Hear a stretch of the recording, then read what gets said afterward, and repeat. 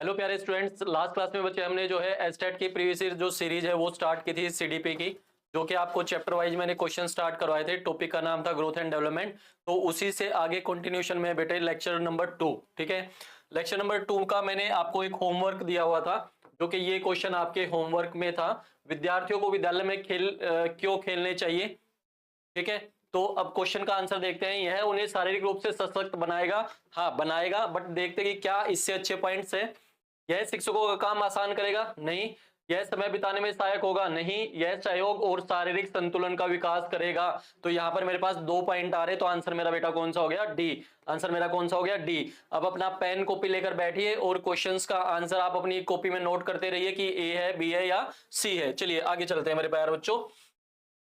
आगे क्वेश्चन है question number 22 2014-15 का। मैं अपनी तरफ से कोई क्वेश्चन नहीं करवा रहा हूं, जो भी प्रीवियस ईयर आए हुए हैं वही क्वेश्चन हम डिस्कस कर रहे हैं।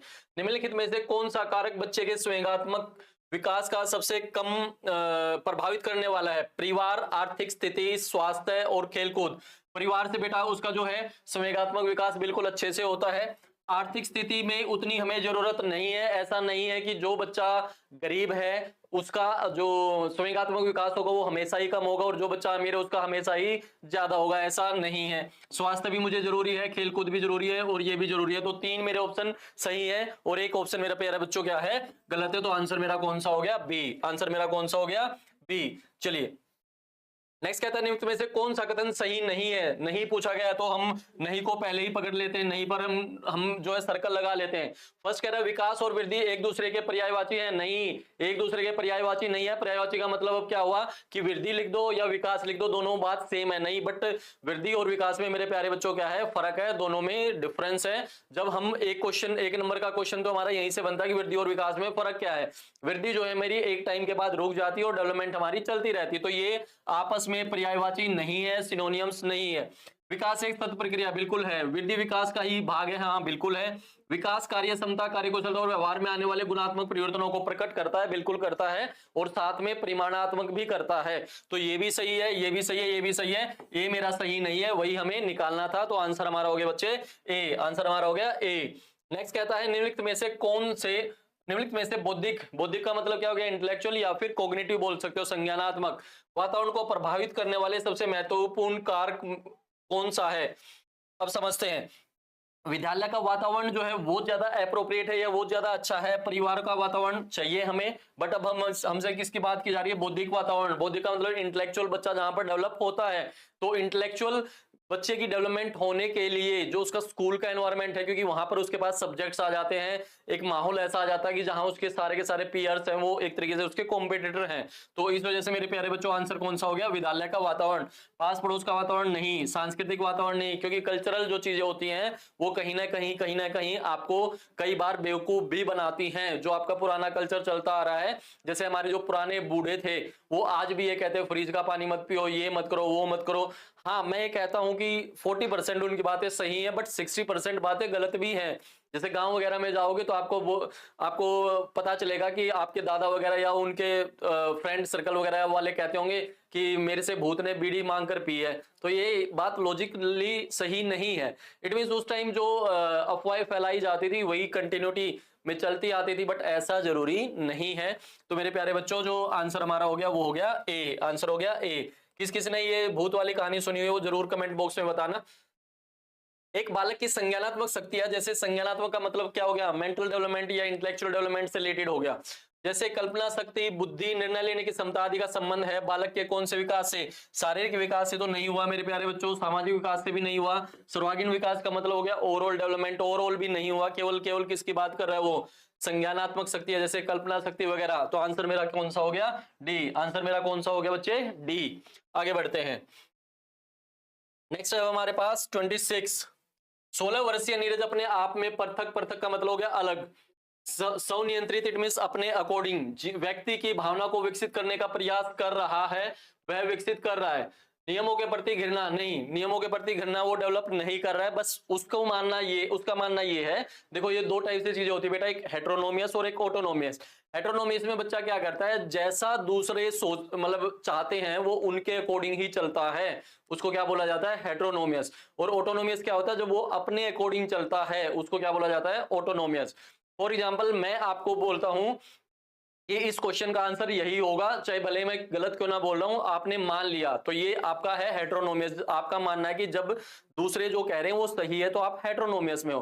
बट अगर आपके पास क्रिटिकल थिंकिंग है, आलोचनात्मक चिंतन है, तो आप कह सकते हो नहीं सर इसका आंसर ये नहीं ये होना चाहिए, तो आप किस में हो? ऑटोनोमियस। तो जब मैं रूल रेगुलेशंस को एज इट इज फॉलो करता हूं तो किस में हूं? हेट्रोनोमियस। और जब मैं रूल्स को अपने अकॉर्डिंग चेंज करने के लिए कहता हूं तो मैं मेरे प्यारे बच्चों किस में हूं? ऑटोनोमियस। ठीक है, तो ये किसकी बात कर रहा है? ऑटोनोमी। किसकी बात कर रहा है? ऑटोनोमी। एक और अच्छा एग्जांपल लीजिए हेट्रोनोमियस और ऑटोनोमियस का।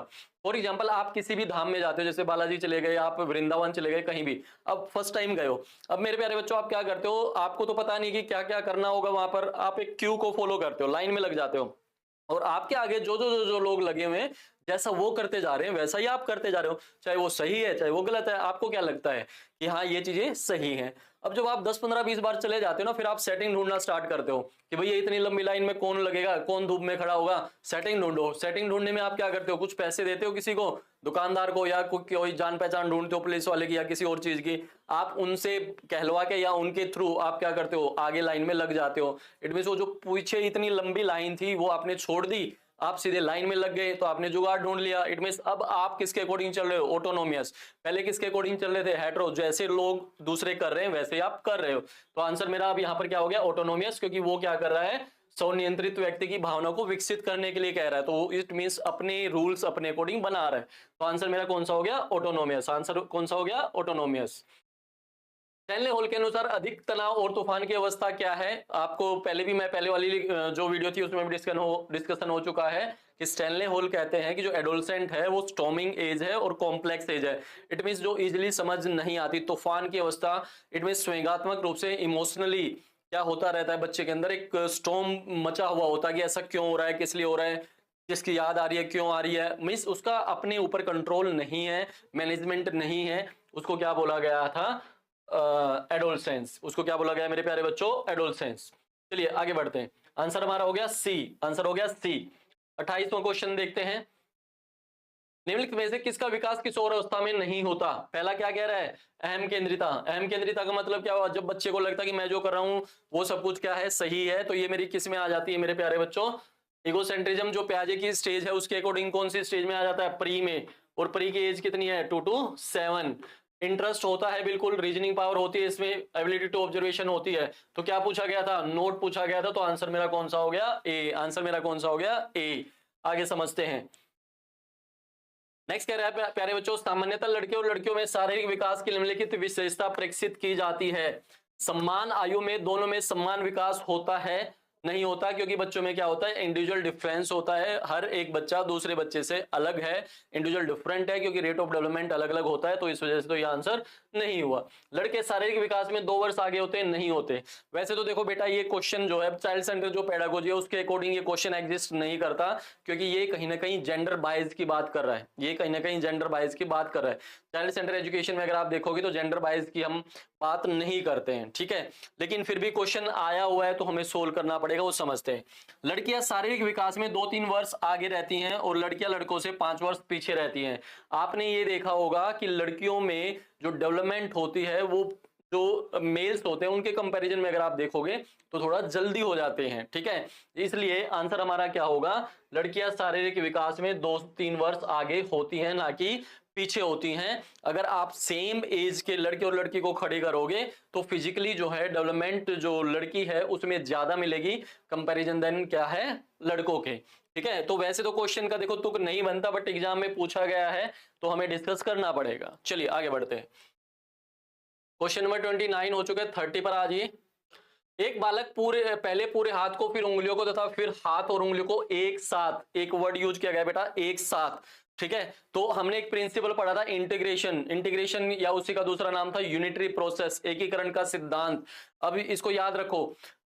बचपन में आपने एक कहानी पढ़ी थी कि एक लकड़ी ली गई, उसको तोड़ दिया गया तो इजीली टूट गई। फिर 2 लकड़ियां ली, थोड़ा थोड़ा टूट गई, 3 ली, टूट गई। बट जब उसको एक बंडल में बना दिया, एक मीन्स 20-25 लकड़ियां एक साथ कर दी, तो उसको तोड़ रहा तोड़ना क्या हो गया, बहुत ज्यादा मुश्किल हो गया। तो इसको क्या बोला जाता है बच्चे, एकीकरण। अब एकीकरण का एग्जांपल समझते हैं। अगर मुझे एकीकरण का एग्जांपल समझना, तो देखो मुझे पानी पीना है, मुझे अब किस किस चीज का एकीकरण करना पड़ेगा, पहले यहां से शोल्डर, कंधा, फिर ये वाला हिस्सा, ये वाला और ये हाथ, तब जाकर मैंने पानी पिया। अदरवाइज मैं इसको एक यूनिट नहीं बनाऊंगा, तो इट मीन्स इन सारे जो ये मेरे जोड़ हैं इनको एक साथ नहीं करूंगा तो मैं पानी नहीं पी सकता। तो वही यही चीज यहां पर बोली गई है बच्चे। पहले वो क्या करता है, पूरे हाथ को, फिर उंगलियों को, तथा फिर हाथ और उंगलियों को एक साथ, क्या बोला गया है, एक साथ। तो आंसर हमारा कौन सा हो गया, एकीकरण का सिद्धांत, एकीकरण का सिद्धांत। कुछ बच्चों को लग रहा होगा कि सामान्य से विशिष्ट भी हुआ, बट सामान्य से विशिष्ट का मतलब बच्चे क्या होता है, वो चीज जो अपने आप से आपके अंदर डेवलप हो जाती है उसको क्या बोला जाता है, सामान्य।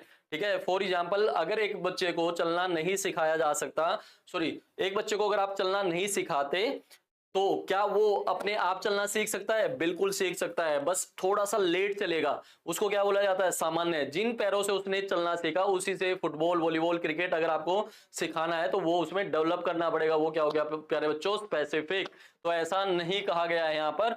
जनरल का एक एग्जांपल ये भी ले सकते हो कि बच्चा जो है, नहीं उससे कंफ्यूज हो जाओगे, इसी से आप समझ के चलो कि भाई अगर जो आपके पास अपने आप से आ जाए वो चीज क्या होगी, जनरल, और जो चीज आपको डेवलप करनी पड़ेगी वो क्या हो जाएगी, स्पेसिफिक। तो यहाँ पर ऐसा नहीं कहा गया है, यहाँ पर आपको जो आपके मसल्स है उनको इकट्ठा एक यूनिट बनाने की बात हो रही है। तो इस वजह से आंसर हमारा कौन सा हो गया, इंटीग्रेशन। आंसर हो गया इंटीग्रेशन। आगे बढ़ते हैं। नेक्स्ट प्यारे बच्चों 31, निम्नलिखित में से कौन सा मानसिक वृद्धि, आप ये पढ़ते रहना कि कौन से उसमें एग्जाम में आया हुआ है, चाहे पीआरटी है, चाहे टीजीटी है, पीजीटी, तीनों के क्वेश्चन इसमें हैं। निम्नलिखित में से कौन सा मानसिक वृद्धि और विकास में महत्वपूर्ण भूमिका निभाता है, सीखना, परिपक्वन, परिपक्वन का मतलब हो गया मैचुरेशन, मैचुरेशन का मतलब वो चीज जो अपने आप से आ जाए। लड़कों में दाढ़ी मूंछ आना, लड़कियों में जो पुबर्टी होती है, यौन जो अवस्था होती है, वो ये अब किसका एग्जाम्पल है, मैचुरेशन का। तो वो चीज जो अपने आप से होती जाए, आपका उसके ऊपर कोई कंट्रोल ना हो, उसको क्या बोला जाता है, परिपक्वन। तो सीखना तथा परिपक्वन दोनों ही हमारे हो जाएंगे, लर्निंग भी और मैचुरेशन भी। तो आंसर मेरा कौन सा हो गया, सी। आंसर मेरा हो गया सी। आगे बढ़ते हैं। नेक्स्ट है प्यारे बच्चों, निम्नलिखित में से कौन सा किसी बच्चे के सामाजिक विकास को प्रभावित करने वाला व्यक्तिगत कारक, व्यक्तिगत का पूछा है, मेरा इंडिविजुअल खुद का नहीं है, क्या पूछा गया है, नहीं है। पहले तो नहीं को पकड़ लो। अब मित्र मंडली, मित्र मंडली का मतलब क्या हो गया, दूसरा, जबकि मुझे क्या आंसर ढूंढना है, खुद का। स्वास्थ्य मेरा खुद का है, बुद्धि मेरी खुद की, और संवेग मेरा खुद का है। खुद का क्या नहीं है, मित्र मंडली नहीं है, वो बाहर की चीज होगी। तो पूछा क्या गया था मुझसे, व्यक्तिगत कारक। कौन सा पूछा गया था, व्यक्तिगत कारक। तो आंसर हमारा कौन सा हो गया, ए। आंसर हमारा कौन सा हो गया, ए। चलिए आगे बढ़ते हैं। सहपाठियों का दबाव सबसे अधिक प्रभाव डालता है वह है। अब मेरे प्यारे बच्चों इसमें आपको थोड़ी सी कंफ्यूजन होगी। अर्ली चाइल्डहुड तो होगा नहीं, क्योंकि यहाँ पर हमें साथियों को उतना लेना देना है नहीं, यहाँ पर तो खेलने वाली एज है। मिडिल चाइल्डहुड भी नहीं हुआ, क्योंकि चाइल्डहुड में तो बच्चा प्रेशर में आता ही नहीं है, किसके, अपने पियर्स के। ठीक है, अब दो में आंसर हो सकता है। अब इनकी अगर आपको एज नहीं पता तो प्रॉब्लम आएगी। अब इसकी एज लगभग लगभग जो मेरे पास होती है बच्चे, वो होती है 11 से 13 साल, 11 से लगभग 13 साल। और जो लेटर एडोलसेंस होती है वो लगभग होती है 18 से 21 साल। ठीक है, अब जैसे 20-21 साल का जो लड़का होता है या लड़की होती है, आपने फोन किया, भाई आज झगड़ा हो गया, 4 जनों को लेकर आ जाएगा, या लड़कियां भी आपस में, बहन उसके साथ झगड़ा हो गया, वहां वो उसके बाल खींच रही है पकड़ के, वो उसके खींच रही है, तो इट मीन्स यहाँ पर बच्चा जो है वो क्या करता है, प्रेशराइज होता है अपने किससे, पियर से। ठीक है, तो आंसर हमारा कौन सा हो गया, लेटर एडोलसेंस। आपने भी अपने कॉलेज में ये चीजें करी होंगी कि भाई, या स्कूल में 12th क्लास में जब होंगे तो आपने ये चीजें करी होंगी। तो इस वजह से आंसर हमारा कौन सा हो गया, डी। आंसर हमारा कौन सा हो गया, डी। नेक्स्ट हमारे पास, which of the following is not a characteristics related to mental development की बात हो रही है। किसकी बात हो रही है, मेंटल डेवलपमेंट की। और क्या पूछा गया है, note, note. Instinct of curiosity in abundance, बिल्कुल होती है। टेंडेंसी ऑफ रोट लर्निंग, मिल गया मुझे आंसर, रोट लर्निंग नहीं होती। रोट लर्निंग को देखते ही आपको मना कर देना है। अबंडेंट क्रिएटिविटी, बिल्कुल। कोऑपरेटिव एटीट्यूड, बिल्कुल। तो आंसर हमारा कौन सा हो गया, बी, क्योंकि हमसे क्या पूछा गया था, नोट। क्या पूछा गया था, नोट। चलिए आगे बढ़ते हैं 34 क्वेश्चन से आगे 35। हिंदी में ये रहा 34, तो जिसका हिंदी मीडियम वो यहां पर देख सकता है। चलिए, निम्नलिखित में से 35, निम्नलिखित में से किशोर अवस्था के संदर्भ में कौन सा कथन सही नहीं है। किसकी बात कर रहा है, किशोर अवस्था, और क्या पूछ रहा है, नहीं है। क्या पूछ रहा है, नहीं। कौन सा कथन सही नहीं है, बिल्कुल नहीं। कई नवीन आंतरिक तथा बाह्य परिवर्तन दिखाई देते हैं, बिल्कुल देते हैं। यह आयु अत्यधिक स्वेगात्मक होती है, बिल्कुल, क्योंकि स्टैनले हॉल ने क्या कहा है कि ये स्टॉर्मिंग एज है, तूफानी अवस्था है।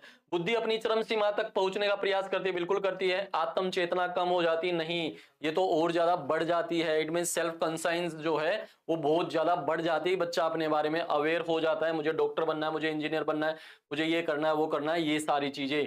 नेक्स्ट है प्यारे बच्चों, किस प्रकार के विकास से एकाग्रता तथा सृजनात्मकता का संबंध है? जो अटेंशन आप देते हो वो कौन सी डेवलपमेंट का पार्ट है? सीधी सी बात है बेटा, वो किसका पार्ट है? मेंटल डेवलपमेंट का या कॉग्निटिव डेवलपमेंट का? तो आंसर हमारा कौन सा हो गया? बौद्धिक या फिर इंटेलेक्चुअल डेवलपमेंट। कुछ क्वेश्चन बहुत ज्यादा बेसिक पूछे हैं स्टेट ने, कुछ चीजें सही तरीके से पूछी हुई हैं। नेक्स्ट है मेरे प्यारे बच्चों, अच्छा क्वेश्चन है, केंद्र से परिधि की ओर अग्रसर होने वाले विकास को क्या कहते हैं? देखो, दो टाइप से मेरी डेवलपमेंट चलती है बेटा। इस क्वेश्चन के अकॉर्डिंग अगर मैं लेकर चलूं तो दो चीजें समझो। एक होता है प्रोक्सिमो डिस्टल। प्रोक्सिमो डिस्टल में हम कैसे लेकर चलते हैं? Centre to outward. कौन सा लेकर चलते हैं? Centre to outward. बहुत घिसा पीटा क्वेश्चन है, तो मैं अब यहाँ कॉन्सेप्ट ना समझाकर सीधा क्वेश्चन पर ही डिस्कस करवा दे रहा हूं। और एक होता है मेरे पास सेफेलेकोडल। सेफेलेकोडल, तो सेफेलेकोडल में बेटा मेरे पास क्या होता है? या तो टॉप टू बॉटम, या तो टॉप टू बॉटम, या फिर क्या होता है? हेड टू टो, या क्या होता है? Head to toe. तो अब हमसे क्या पूछा गया है कि सेंटर से किसकी तरफ जा रहा है? पेरिफेरलेट में बाहर की तरफ जा रहा है। तो कौन सा आंसर हुआ? कौन सा आंसर हुआ? प्रोक्सिमो डिस्टल। कौन सा हुआ? प्रोक्सिमो डिस्टल। और अगर आपसे पूछ लिया जाए कि पहले टॉप पर हो रही है और बाद में नीचे की तरफ जा रही है, डाउन जा रही है, तो इट मींस कौन सा हो जाता मेरा? सेफेलाकोडल। फिर मेरा कौन सा हो जाता? सेफेलाकोडल। इसका जो हिंदी नाम है सेफेलाकोडल का वो है सिराभिमुख। सिराभिमुख, तो हिंदी मीडियम वालों का ये फायदा हो जाता है कि देखो सिर का मतलब टॉप पर ज्यादा डेवलपमेंट हुई है, नीचे कम हुई है। तो आंसर हमारा हो गया प्रोक्सिमो डिस्टल। चलिए आगे बढ़ते हैं। किसने कहा किशोर अवस्था तूफान है, तनाव की अवस्था है? बिल्कुल, ये हम कम से कम 3-4 बार क्वेश्चन कर चुके हैं, जो आया हुआ है। ये कौन कह चुका है? स्टैनले हॉल ने ऐसा बोला है कि जो हमारी किशोर अवस्था है वो एक तूफान की अवस्था है। इट मीन स्वयंगात्मक रूप से बच्चे के अंदर तूफान मचा रहता है। इस वजह से आंसर हमारा हो गया स्टैनले हॉल। ये कहने वाले कौन है? Stanley hall. चलिए आगे बढ़ते हैं। निम्न में से विकास कार्य नहीं है। कौन सा विकास का कार्य नहीं है? संरचनाओं एवं कार्यों को आयोजित करने की जटिल क्रिया बिल्कुल है। बड़े होने तक सीमित होना, देखते हैं कि क्या यही है या फिर कुछ और भी है। परिपक्वता के लक्ष्य की ओर प्रगतिशील बदलाव की श्रृंखला होती है। विभिन्नता तो होती है क्योंकि हर बच्चा अलग अलग है। केवल मेरा ये इरादा नहीं होता कि मैं क्या, देखो सीमित बोला हुआ है कि केवल बड़ा होने तक ही इस चीज को मतलब बड़ा होना ही मेरा मकसद है, नहीं। विकास का कार्य क्या है कि बच्चे को ओवरऑल वे में क्या करे? डेवलप करे। तो इस वजह से आंसर मेरा हो गया बी, क्योंकि मुझसे क्या पूछा गया है? नहीं है। क्या पूछा गया है? नहीं है। चलिए आगे बढ़ते हैं। किशोर अवस्था में बालकों को सहयोग देने के लिए आवश्यक है, क्या आवश्यक है कि जिससे बच्चा जो है वो सहयोगी हो सके? उनकी गलती निकालना नहीं, नकारात्मक व्यवहार करना नहीं, उनकी आलोचना करना नहीं। क्या जरूरत है? अभिप्रेरणा की। किसकी जरूरत है? अभिप्रेरणा, क्योंकि वो अगर अभिप्रेरित होंगे, मोटिवेटेड होंगे, तो चीजों को अच्छे से कर पाएंगे। आगे बढ़ते हैं मेरे प्यारे बच्चों। नेक्स्ट क्वेश्चन है 41। एक किशोर के संवेगों के विषय में निम्नलिखित में से गलत कथन कौन सा है? गलत पूछा गया है। संवेग अभिव्यक्ति अधिगम द्वारा परिवर्तित होती है, बिल्कुल होती है। संवेग स्थायी होते हैं, नहीं होते हैं। स्थायी नहीं होते हैं। टाइम टू टाइम संवेग जो है उनमें चेंजेस आता रहता है। जैसे फॉर एग्जांपल आप इतना ही मान लीजिए, जैसे आपने ये देखा होगा कि फादर को आपने हमेशा थोड़ा सा हार्ड कॉर्नर देखा होगा, और जो मदर होती है उसको आपने सॉफ्ट कॉर्नर देखा होगा। मदर जो है हर छोटी छोटी बात पर रोकर रो देती हैं, क्योंकि वो थोड़ा सा इमोशनली हर्ट हो जाती है। बट फादर को आंसू आते हैं आपने नहीं देखा होगा। कई बार तो ऐसा भी देखा होगा कि किसी की डेथ हो गई तो भी फादर नहीं रोएंगे। लेकिन आपने ये भी देखा होगा कि जब बुढ़ापे की तरफ वो जा रहे होते हैं, लगभग जब उनकी एज हो रही होती है 50-60, और आपकी मैरिज हो गई एज ए फीमेल, अगर आप मान के चलो आप अपने आप को फीमेल कंसीडर कर कर चल रहे हो, तो आपकी मैरिज होगी, तो आपने देखा होगा फादर आपकी मैरिज जब आपकी विदाई हो रही है तो वो आपको फादर आपके रोते हुए देखेंगे। इट मींस जो आदमी आज तक नहीं रोया वो आपकी शादी पर रो रहा है, तो इट मींस वो धीरे धीरे धीरे इमोशनली क्या फीलिंग उसके अंदर बढ़ती जा रही है। तो इट मींस संवेग जो इमोशंस जो है वो फिक्स नहीं होते, वो टाइम टू टाइम क्या होते हैं? चेंज होते हैं। किसी चीज को देखकर पहले आपको दया आती थी, अब नहीं आती, या पहले नहीं आती थी अब आती है, तो ये चीजें क्या हो गई? आप इमोशनली फिक्स नहीं होते, स्टेबल नहीं होते, वो चेंज होता रहता है। प्रत्येक संवेग में एक भावना जुड़ी होती है, बिल्कुल जुड़ी होती है। संवेग बाह्य उद्दीपनों से जागृत होता है, बिल्कुल होता है, क्योंकि मैंने आपको ये बोला रहने दे तेरे से नहीं होगा, आप पूरे दिन डिस्टर्ब हो जाओगे। या आपने फेसबुक पर किसी का जो है एक फेसबुक पोस्ट देखी, जो घूमने के लिए गए हैं, आप घर पर हो, आप डिस्टर्ब हो जाते हो, जबकि पैसा उनका लग रहा है, टाइम उनका लग रहा है, लेकिन डिस्टर्ब आप हो रहे हो। ठीक है, तो इट मीन्स ये बाहरी उद्दीपनों से जागृत होता है। तो ए भी सही है, सी भी सही है, डी भी सही है, बी सही नहीं है, क्योंकि संवेग जो है स्थायी नहीं होते। अब आपके लिए प्यारे बच्चे 20 क्वेश्चन मैंने करके दे दिए। एक क्वेश्चन आपके लिए होमवर्क, एक क्वेश्चन जो है वो आपके लिए होमवर्क, 42 क्वेश्चन, ये हम नेक्स्ट क्लास में डिस्कस करेंगे। ये आपके लिए है होमवर्क। ठीक है, आपको इसका आंसर निकालना है, और नेक्स्ट क्लास के लिए मैं इसको यहीं पर छोड़ता हूं। पूरी हमारे पास पीडीएफ है जिसमें सारे के सारे जो है क्वेश्चन एस्टेट के ही हैं, तो लास्ट तक मैं आपको क्वेश्चन करवाऊंगा। जो लास्ट में 2023 का पेपर हुआ है उस तक ही इसमें सारे के सारे क्वेश्चन है, तो हम ये सारे डिस्कस करने वाले हैं। तो वीडियो में बने रहिए, और हमें कमेंट बॉक्स में बताइए कि ये सीरीज अगर आपके लिए इंपॉर्टेंट है या आपके लिए यूजफुल है, तो हम आगे इसको कंटिन्यू करें। अगर आपको लगता है कि नहीं ये time of waste of time है, तो इट मीन्स हम इसको यहीं पर डिसकंटिन्यू कर देंगे। ये आपके फीडबैक के ऊपर बेस्ड है सारा का सारा। चलिए आज इतना ही करते हैं। होमवर्क मैंने आपको दे दिया है, तो नेक्स्ट क्लास में होमवर्क से स्टार्ट करेंगे और अगले 20 से 25 क्वेश्चन लेकर चलेंगे। चलिए आज इतना ही करते हैं। Okay, thank you.